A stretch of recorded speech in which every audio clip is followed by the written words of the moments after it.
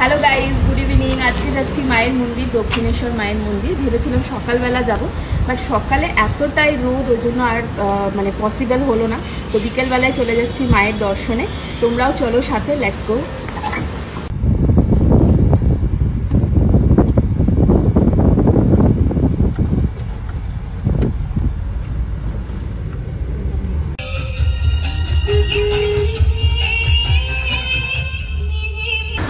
আমরা দক্ষিণেশ্বর মায়ের মন্দির এসে পৌঁছে গেছি। 7:30 অবধি টাইম আছে, এখন বাজছে 6:30। তো 1 ঘন্টা এখন পর্যন্ত আমাদের হাতে আছে। মায়ের দর্শন আমরা পেয়ে যাব।